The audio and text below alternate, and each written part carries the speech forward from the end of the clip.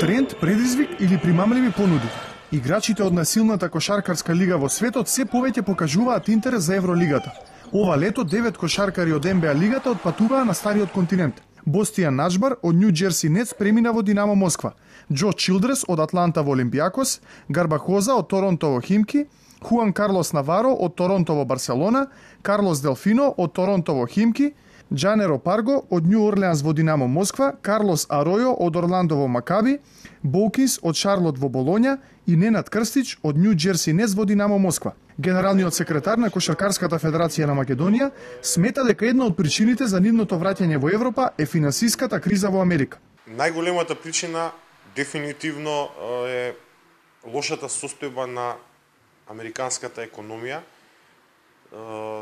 падот на доларот во однос на еврото. Сите тие играчи, особено оние топ квалитетни, стануваат се подостапни за европските клубови.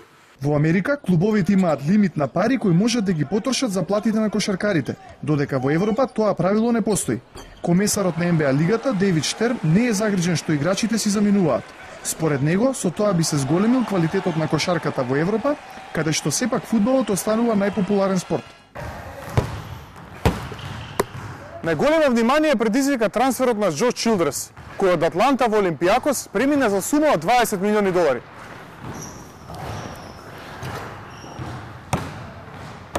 Најбогатиот кошаркарски клуб во Европа е ЦСКА Москва, со годишен буџет од 50 милиони евра, а најголема конкуренција му се Олимпијакос, Панатинаикос, Реал Мадрид и Барселона. Доста провокативна беше изјавата на најдобриот играч во НБА Коби Брајант, кој летово рече дека ако некој европски клуб му понуди 40 милиони евра, би ја прифатил понудата. Јас мислам дека нема да помине многу долго време кога ќе видиме и таков all-star американски играч да дојде во Европа и да потпише за некој клуб. Минатиот месец се случија уште два трансфери. Андре Оверс од Индијана отиде во Црвена ѕвезда, а Стефан Ласме од Голден Стейт премина во Партизан.